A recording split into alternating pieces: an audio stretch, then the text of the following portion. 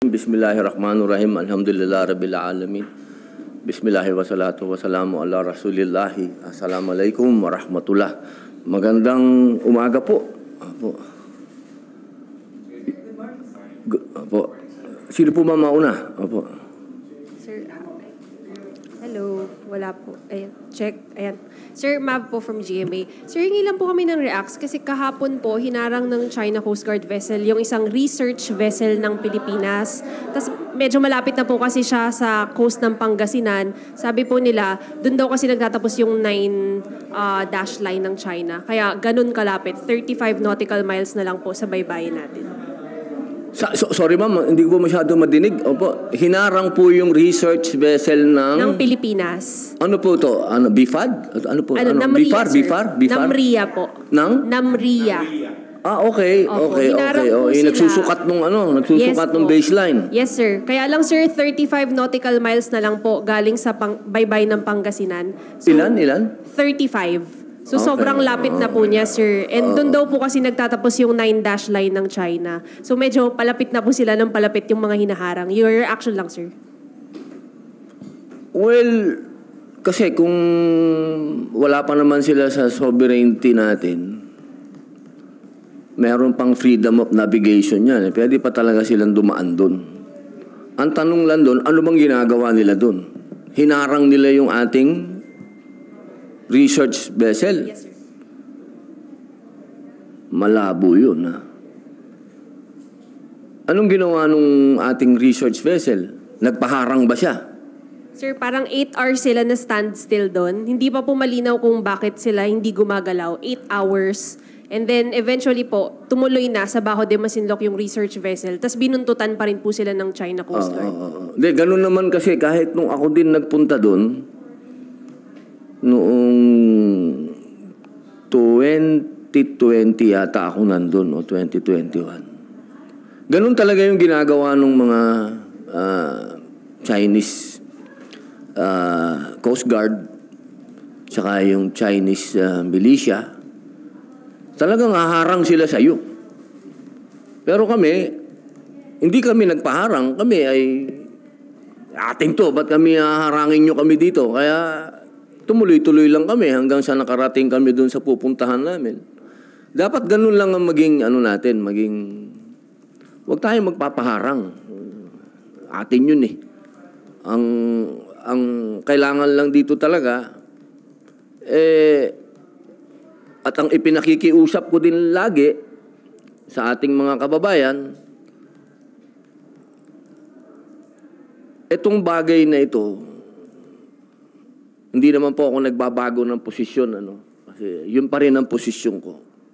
Kung ano yung sinabi ko sa hearing, yun pa rin ang posisyon ko ngayon. Ito, malinaw na pag sinabi natin na paglagpas ng 12 nautical miles, yun ay tinatawag nating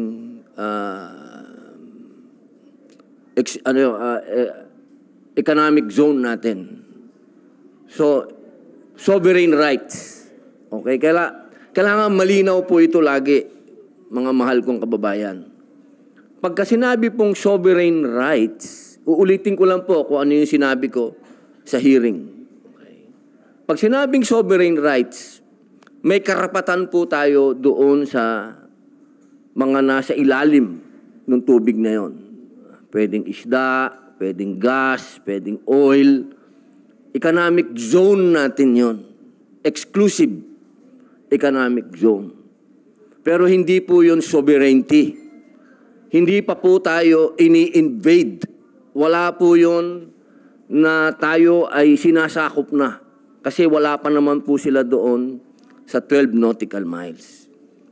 Ngayon, kapag ganyan po, ang sinasabi natin na sovereign rights, economic zone, ibig sabihin, open tayo for business. Kasi economic nga yan, economic zone. Pwede tayong magkaroon ng kalakal dyan. Kaya anuman ang nagaganap dyan, una, hindi naman tayo pwedeng magpaapi dyan. Lagi kong sinasabi, lalong-lalo na dyan sa BRP Sierra Madre, kapag nagkakaroon ng pagdadala ng supply, binobomba sila ng tubig. Ilang beses ko nang sinabi, ba't hindi tayo mambomba din ng tubig? Bakit ba lagi na lang, tayo na lang lagi ang mukhang aping-api doon? Ba't wala ba tayong pambomba ng tubig para makaganti man lang din tayo? Itong mga bagay na ganito, kailangan ng mga malalamig ang ulo dito. Hindi po pwede ito na sumasabay tayo sa kaguluhan sa buong daigdig. Na nagkakaroon ng kaguluhan sa Middle East, nagkakaroon ng kaguluhan sa East Europe, tayo din, gusto natin dito may gulo din tayo. Hindi naman po kailangan mangyari yon. Sapagkat sa ngayon,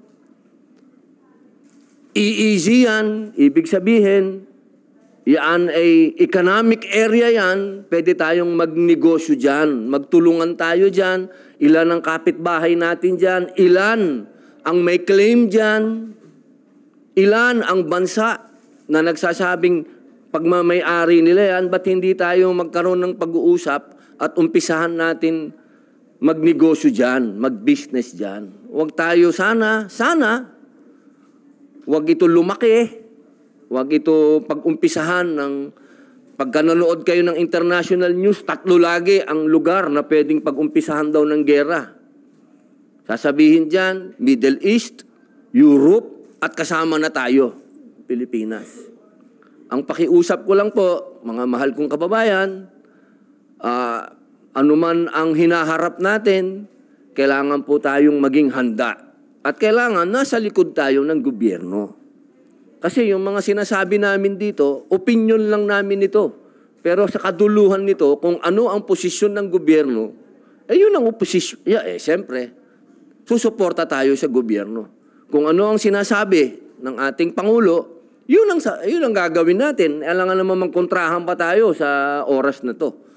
Pero ako, sinasabi ko sa inyo, mula nung hearing hanggang ngayon, isa lang ang posisyon ko, diplomasya. Daanin natin ito sa usapin ng diplomasya. Dahil ako, naniniwala ako, magkakapitbahay tayo, kailangan ayusin natin yung kapitbahay natin.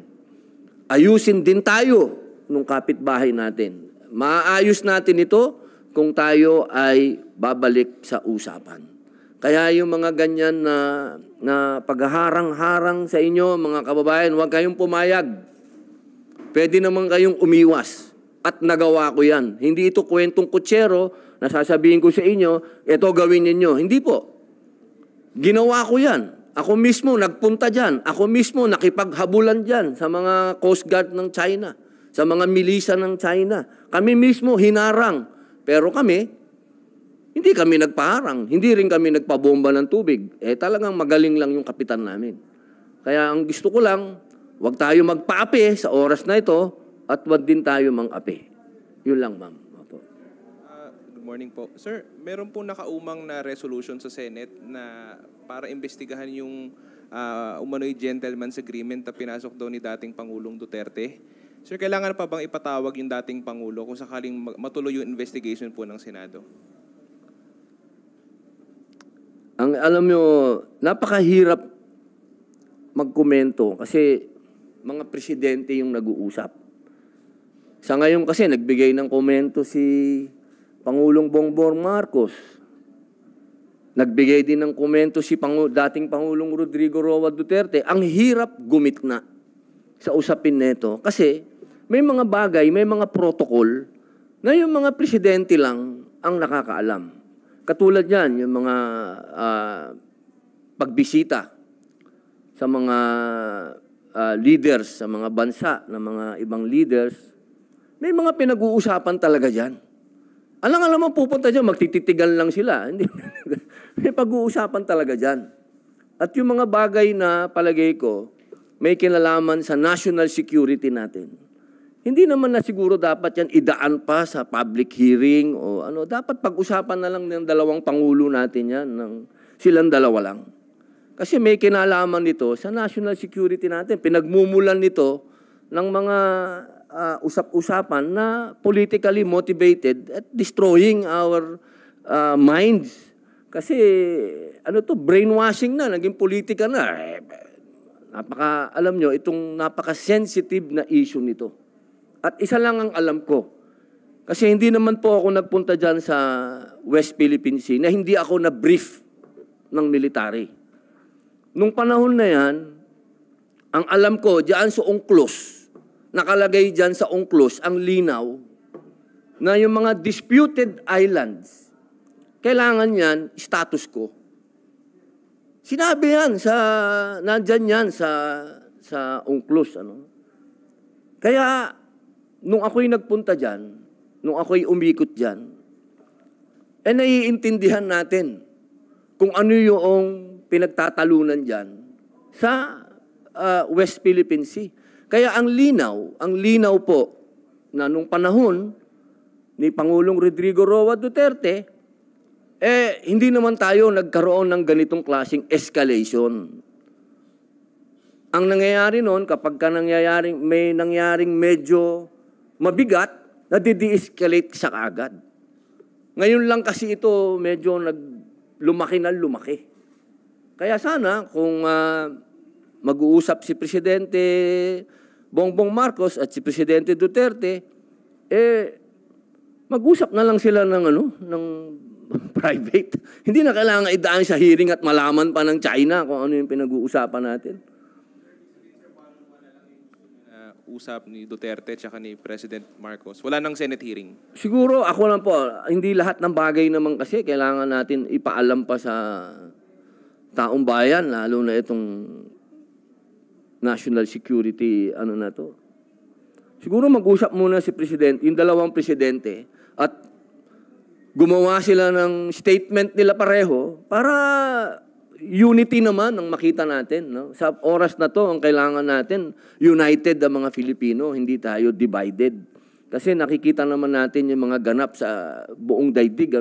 Sana naman tayo mismo, mga Pilipino, sa oras na to, wag na natin masyadong bulaklakin ng politika kasi nasa bingit tayo, mga mahal kong kababayan. Kumbaga, nasa cliff tayo ngayon. Dalawa lang ito, tatalon ba tayo sa tubig o aatras tayo? Yun lang yun.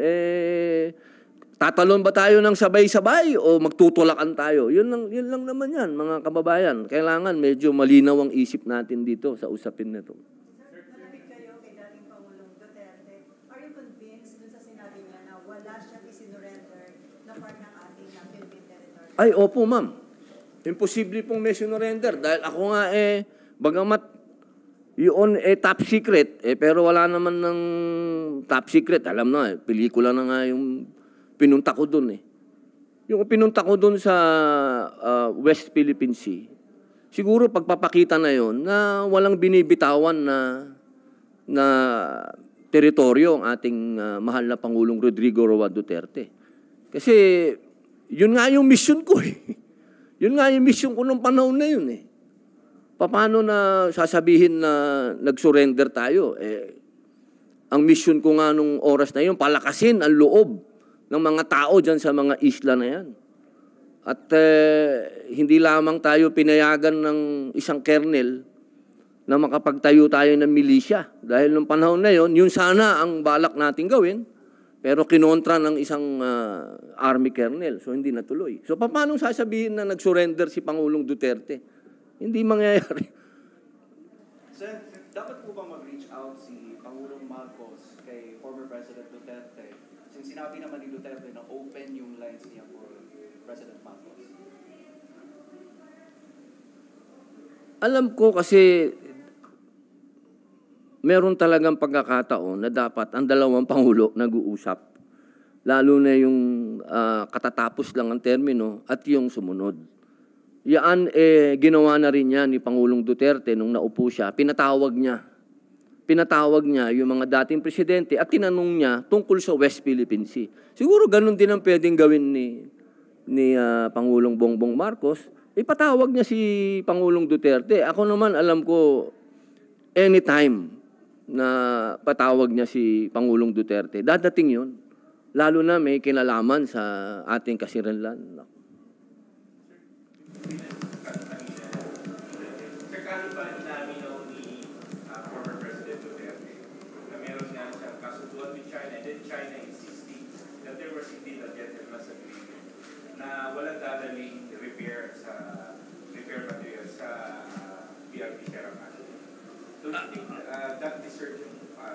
Ako po kasi hindi ko po alam, wala akong knowledge sa pinag-usapan ni Presidente Duterte at ang Pangulo ng China. Wala akong alam. Ang alam ko yung nasa UNCLOS. Kasi kung yun ang basihan, ang sabi doon, malinaw na wala dapat maganap na sa mga disputed islands at doon sa mga low tide islands, yung mga tinatawag nila, low tide elevation, hindi dapat magtayo ng mga konkretong infrastructure. Nandun yun eh. So siguro, ako, kasi ayoko magsalita nang wala akong basihan. Hindi ko alam kung anong pinag-usapan ni Presidente ng China at ng Pilipinas. Ang alam ko yung UNCLOS. Siguro, yun ang basihan nilang dalawa. Kasi ang nakalagay doon, bawal kang magtayo ng kahit ano sa mga low tide elevation at sa mga disputed islands. Yung ayungin po kasi hindi na siya disputed since yung may arbitral ruling tayo na yung West Philippines yung amin talaga yan. Talaga yan, oh. Pagka pinanghawakan natin kasi yung arbitral, talagang ilalaban natin na atin yun. Pero, siyempre, meron laging two sides of the coin eh. Yung isang side ng coin, ang sinasabi ng Amerika ay ng China, hindi naman sila sumama doon sa arbitral. Kasi pag arbitral, dapat dalawa lagi kumbaga, yung partido, dalawa.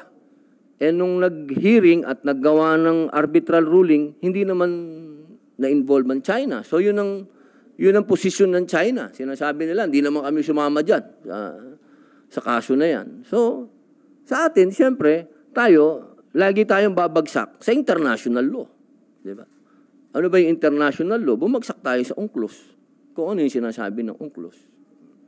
Sir, recently nagkaroon ng joint naval or maritime activities between Philippines, Australia, US, and Japan. And then nasundan ng trilateral meeting o yung summit between US, Philippines, and Japan. Do you think makakakupa yun ng tensyon sa West Philippine Sea o pwede itong magpatindi ka ng tensyon dahil baka ma-provoke ka nila? Alam nyo, ma'am, sa totoo lang, yung mga ganong mga paandar, titingnan ko na lang si Presidente at kung ano ang desisyon ni Presidente, susuportahan ko na lang. Sapagkat siguro, siya ang Presidente, siya ang nakakaalam kung ano ang maganda para sa atin. Magkaiba man kami ng pananaw, hindi na importante yung pananaw ko ngayon. Kasi huli na yun. Ang importante, suportahan ko yung Pangulo kung ano yung sa tingin niya na tama para sa atin. Kasi, sabi ko nga, nagkukwentuhan kami ng asawa ko. Kwento ko lang. Sabi niya, bakit parang hindi ka nagsasalita? Sabi niya, usually madaldal ka.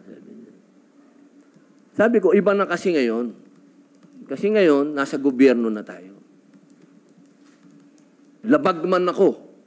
Labag man ang kalooban ko sa ginagawa ni Presidente. Pero kailangan tumayo pa rin ako sa tabi niya at suportahan siya. Kasi sa akin, nag-iimbita na tayo ng mga kapitbahay natin galing sa malalayong lugar na sana inayos muna natin yung mga kapitbahay natin. Pwede naman tayong humingi ng saklolo doon sa ASEAN kasi yun ang malapit sa atin. Pero ang desisyon ng ating Pangulo ay humingi siya ng tulong doon sa nasa Europa, nandoon sa Amerika, at yung Japan, desisyon niya yun. Siya ang arkitekto ng foreign policy natin, so okay. Pero kung ako ang tatanungin ninyo, sana hindi na umabot doon. Pero dahil nandyan na, sige, nasa likod ako ng Pangulo. Pero sir, how would you assess the foreign policy of the President given our 2 years ago? Masyado, ako sa akin masyado akong natatapangan sa presidente natin, sa mga desisyon niya. Pero siyempre, desisyon niya yan eh. Kung sa tingin niya, yun ang maganda para sa bansa, bakit ko naman siya kukontrahin? Magkaiba kami ng pero hindi ito ang oras.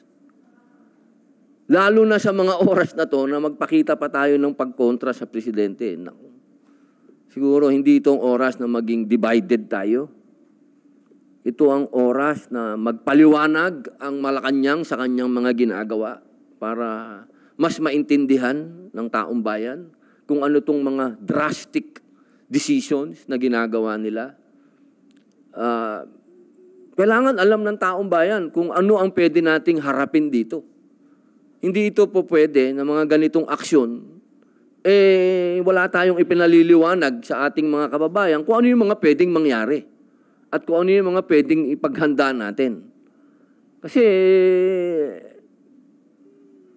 kumbaga, yung alert level natin pataas ng pataas. So, dapat yung ating mga kababayan well-informed sa lahat ng ginagawa natin.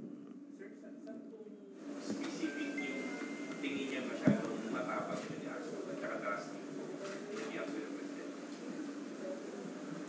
Kasi nakarating na tayo sa sinabi ni Pangulong Biden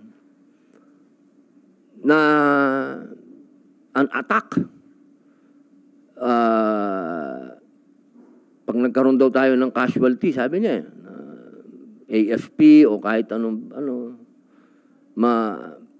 automatic ang MDT ay So, ano pa ba ang doon? Wala nang sigurong pinaka matinding statement galing sa Amerika. Kasi ibig sabihin nito, nasa waiting game ba tayo? Waiting game. Pag may nangyari, halimbawa, dyan sa basaan ng tubig dyan na hindi tayo gumaganti, may madisgrasya dyan na Filipino citizen o Filipino serviceman. So, ibig sabihin, enacted na ang MDT. So, mabigat yun. Mga kababayan, yung Mutual Defense Treaty, pag binasa nyo yan, mabigat yan, ibig sabihin, gera na. Aba, handa ba tayo doon? Kayo ang tanungin ko, handa ba kayo na tayo umabot sa state of war? Aba, mag-isip-isip tayo mga kababayan. Ha? Kasi, palagay ko, ang una dapat nating iniisip, pagkain. Pagka pumasok tayo dyan sa gulo na yan, meron ba tayong sapat na pagkain? Karamihan dito sa atin ngayon, imported ang pagkain. Alam naman natin na kapag nagkaroon ng ganyan na hindi pagkakaintindihan, ang una dyan mangyayari sa atin, food blockade. O, paano? Naisip ba natin yun? Saan tayo kukuha ang pagkain? Baka tayo-tayo lang dito, magkagulo na tayo. Tayo-tayo lang. Ha? Hindi natin kailangan ng invasion, ng invading forces. Tayo-tayo lang. Pagdating sa pagkain, mag-away-away na tayo. Sa akin po, masyadong lumaki. Masyadong lumaki yung problema. Masyadong lumaki. Masyadong ang dami ng nadamay. Pero sabi ko nga, nandyan na yan, suportahan na lang natin ang Pangulo natin kung ano mga desisyon niya. Hindi ito ang oras para magtalo-talo tayo. Sir, as a civic senator, we also ask the President or Malacanang or even the NC to brief the senators regarding the situation po sa WPS. Alam niyo po, gusto ko naman pong saluduhan ang ating armed forces at ang ating national security group, dahil lagi naman po silang nagbe-briefing sa amin. At ang nakakatuwa naman po, dahil pati po yung ating mga senador, talagang masusing pinakikinggan yung mga briefing sa amin. Pero sana lang sa next time na magkaroon ng briefing, kailangan meron din briefing ang economic team at ang diplomatic team. Hindi puro military. Kasi sa usapin na ito, mga mahal kong kababayan, kahit anong sabihin natin, hindi po natin, sa kabayanihan, kilala na tayo doon. Wala na tayong pwedeng, siguro, pagiging martir at heroism lang, wala nang tatalo sa Pilipino. Pero, kailangan ba? Kailangan ba yan ngayon? Ngayon na? Kailangan natin gawin yan? Pwede naman tayong mag-usap. Sana, yun lang, sana magkaroon ng briefing ang ating DFA kung ano yung after niyan. Kasi after nung ginawa nilang Navy Patrol, after ng trilateral meeting, nagsalita yung China eh. Ang sabi ng China, hindi sila nagigimbal sa meeting na yan at sa patrol na yan. So, hindi tayo na, escalation ang nangyayari. Hindi na di-diffuse yung situation. Nagkaroon ng pagkakamali sa strategy natin kasi may iwasan sana lumaki pa yung issue. Hindi naman po. Wala po akong sinasabing gano'n na nagkamali ng strategy kasi yung strategy ng Pangulong Rodrigo Roa Duterte, nagawa niya na yon. Di ba? Nagawa niya na yan. Yung status quo, ganyan. No? So, siyempre, iba din naman ang gagawin, expected naman na ibang Pangulo, iba ang strategy niya. Ito ang strategy niya, medyo, yung strategy lang, very bold lang yung strategy ng Pangulo na to. Pero hinahangaan ko to, hinahangaan ko tong strategy na to, napakatapang ng strategy na to. Pero sana lang, handa ang buong bayan sa strategy na to. Sana naiintindihan ng buong bayan kung saan tayo patungo. Hindi po pwede na hindi informed ang taong bayan kung saan pwede mapunta ito. Hindi po pwede. Yun lang po yung akin. Kung nung panahon ni Pangulong Rodrigo Roa Duterte ay naging status ko yan, naging kalmado, ngayon, hindi po tayo kalmado. Kailangan natin informed ang mga tao. Ano ang gagawin natin susunod? Hindi pwedeng spectator lang ang tao dito. Hindi po pwede. Kailangan natin maging handa kung anuman ang pupuntahan po nito. Relation po dyan sa yung tension nga, no? Kasi patuloy na lumalala. Si Davao del Norte Representative Pantaleon Alvarez is urging the Armed Forces of the Philippines to withdraw the support to President Marcos. Kasi parang sinasabi niya nung rally nitong weekend na parang, yun nga, nakikita niya yung foreign policy is patungo nga doon sa pag-rise ng tension and baka nga mauwi sa gera. Your comment on that, because you're saying kanina, sir, na this is the time that we have to be united and support the President with his decision. But on the other side, there are other lawmakers na urging the AFP to withdraw the support from the President. Inaasahan naman natin na sasabihin ni Congressman Alvarez yan, kaibigan din natin yun, matakapang din yun eh. Pero siyempre, kanya-kanyang point of view yun. Pero hindi ganun wala na mangyayari sa bayan natin kung ganito tayo na tuwing merong gusto natin palitan yung presidente, tapos na tayo doon. Dapat hindi na tayo nakakarating sa mga ganong ganap. Kasi hindi yung makakatulong sa ekonomiya, hindi yung makakatulong sa lahat ng bagay, lalong-lalo na sa harapan ng kung sino man ang gusto nating awayin. Na tayo mismo dito sa Pilipinas, hindi tayo sumusuporta sa leader natin. Hindi maganda yon. Ako, para sa akin, kung ano man ang opinion, political yon. Political yung opinion ni Congressman Alvarez. Opinion niya yon. Sa palagay niya, yun ang maganda. Pero sa akin, ang opinion ko, wag sana tayong dumating doon. Tapos na tayo. 2024 na po. Wala na po tayo sa 1986 o ano ba. Mag-move on naman po tayo. Mag-move on. Move on. Yung opinion ni Congressman that stemmed from the suspension of Governor Ubaid? Opo, nabalitaan ko po yun tungkol dun sa... Siyempre, kanya-kanyang, ano yan eh, kanya-kanyang version, narrative. Siyempre, may narrative yung governor, may narrative din ang executive, ano? Pero ako, sa totoo lang, yun ang lagi kong pinakikiusap. Sana itong mga nagaganap sa bansa natin, wag nating kalilimutan ang saligang batas. Kailangan meron tayong due process sa lahat ng bagay. Sayang naman kung meron tayong mga ganitong mga pangyayari na may mga nagrereklamo na galing pa sa malalayong lugar. Hindi natin to kailangan sa ngayon. Sana maayos itong issue na to. Kasi ano ba to? Sunod-sunod eh. Sunod-sunod na ang reklamo walang due process. Hindi maganda yon para sa bayan natin na may sumisigaw na hindi sila nakakuha ng hustisya. Sana matapos na yan. No? Hindi yan healthy para sa atin. Lalo ngayon.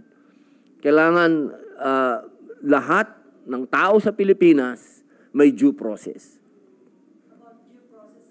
Right now, meron na hong mga arrest order laban kay Pastor Kibuloy from the court, from Davao and Pasig RTC.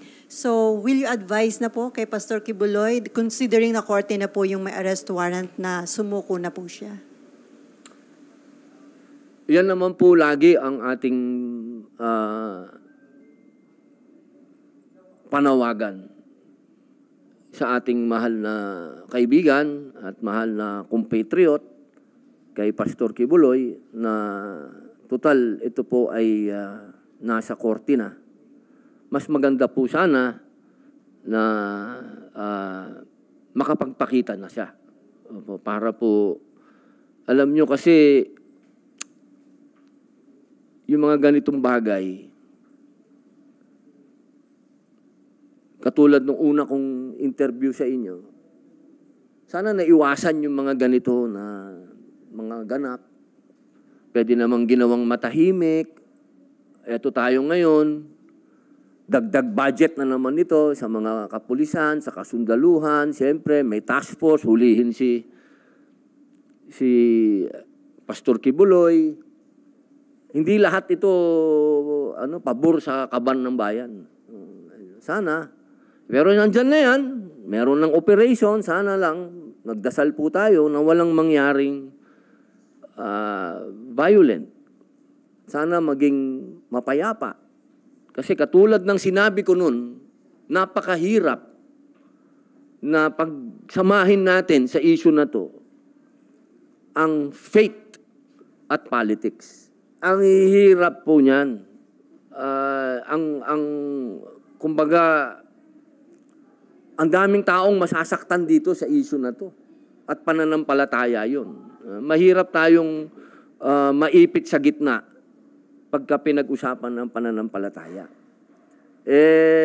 Sa totoo lamang po, inaantay po namin hanggang ngayon yung desisyon kung kailan kami makakapag-hearing patungkol po sa pagtanggal ng franchise ng SMNI. Hanggang ngayon, naantay po namin ng desisyon kung kailan kami makapag-hearing. Kasi ang dami na po dyan, ang dami nang naging nagdikit, na siya yung kaso ni Pastor kasi, domino na, umabot na hanggang sa SMNI, freedom of the press na. Isang programa lang yung sinasabi na nagkaroon ng pagmamalabis, pero yung buong istasyon ng tinanggalan, yung mga ganun ba? Asan ang due process na naman nun? Sa totoo lang po, napakadaming issue sana na pwede nating pag-usapan sa hearing, pero wala pa po, hindi pa na-schedule ang hearing nito. Sir, may issues, no, yung kay Pastor. Yung mga nangyayari po sa kanya, do you believe that it is part of a political process? Oh, definitely. Definitely. Kaya sana nga, ang pakiusap ko, wag natin, kung politika ang issue natin kay Pastor, wag natin idama yung religion. Kasi wag, never nating itatouch ang religion. Nakakatakot yan na pakialaman natin. Si Sen. Liz naman yung nag-issue statement asking yung PNP to revoke yung mga gun licenses na na-issue pa yung pastor. Kasi may mga followers siya supposedly na nagpo-post sa social media na handa sila magpakamatay para hindi maaari. Yun ang nakakatakot dun, sir, eh. Yun ang mga sinasabi ko, eh. Kasi pag pinag-usapan natin ng faith kasi, dyan mapupunta yan. May mga fanatics tayo na hindi natin maiwasan. Pero hindi naman natin pwedeng panghawakan ng batas na porket identified kay pastor, eh, kakanselihin na natin yung kanilang mga in-issue ng PNP. Ano? Wala naman silang kaso. Siguro, kasi dito sa bayan natin, hanggat hindi ka pa napapatunayan na may kasalanan, mahirap na sasabihin natin kanselahin kagad yung kanilang mga permit to carry o LTAP nila, no? Kasi kailangan may proseso din yun. Kailangan mapatunayan muna na sila ba ay may nagawang kasalanan. Kasi minsan yung mga ganun na ang hirap pare, napakahirap na parang kasi ako, nangyari sa akin yan, kinansila yung mga baril ko, pare, na ano yan, ha? Nung sumuporta tayo sa 2013 na gulo sa Lahad Datu. Openly, sumuporta tayo sa mga tausug. Ang nangyari sa akin doon, nakansila lahat yung... Hindi ko alam, biglang kinansila lahat yung ano ko, yung permit to own, lahat yun. Kinansila. Nagulat ako, sabi ko, para naman yatang ang aking karapatan na nasagasaan yata. Pero ang nilabas nila, yung mga ex-convict, hindi pwedeng magbarel. Kaya wala akong nagawa. Dumating lamang yung aking absolute pardon, kaya ako nakakuha uli ng barel. Pero sabihin, sana yung mga ganitong bagay, wag na nating palakihin ba? Yung mga supporter ni pastor, natural lang di silang makapagsalita dahil sa kanila, pakiramdam nila, naapi yung kanilang pastor. Wag lang sana, pakiusap lang natin dito sa mga kaibigan natin, maging kalmado po kayo. Hindi solusyon ang karahasan. At tandaan po natin, si pastor ay lingkod ng Diyos. At ang kanya pong dinadanas ngayon isang pagsubok sa kanyang pananampalataya at sa pananampalataya ng tinatayuan niyang relihiyon. At isang bagay ito na nagpapatunay na kapag malapit tayo sa pagsubok, ibig sabihin malapit tayo sa Diyos. Kaya siguro po, ang gawin na lang natin, manalangin tayo ng kapayapaan. Kung ano man ang mangyari, sumurrender man si pastor o mahuli, sana walang karahasan na mangyari. Okay. Sir, when you say setting aside politics, do you mean we have to simply ignore the complaints of the victims of Kibuloy? Would this not amount to condoning his illegal activities? Ay, hindi po. Huwag po natin i-ignore, no? Dahil ito po ay ang pakiusap po natin, pag-usapan po ito sa korte. Kasi sa court po, yan hindi may impluwensyahan yan ng tinatawag natin politically motivated cases. Ano? Kasi alam naman po natin na yung ganitong bagay, hindi natin maiiwasan na magkaroon ng kulay politika. Kasi alam naman natin yung mga naganap noong panahon ng administrasyon ni Pangulong Rodrigo Roa Duterte at sa administrasyon ngayon. Siyempre, hindi naman po tayo mga bulag. Alam naman natin yun, na number 1 na supporter ni Pangulong Rodrigo Roa Duterte, si Pastor Kibuloy. Number 2, lumaban yan sa mga NPA, sa mga komunista. Hindi naman po natin maipagkakaila din na karamihan sa mga sumusuporta ng laban kay Pastor Kibuloy, may kinalaman sa politika. Sir, nang-encourage kayo na sana maraming pumasok sa military reservist. Recently, nag-oath-taking si Senate President Zubiri bilang Army Reservist.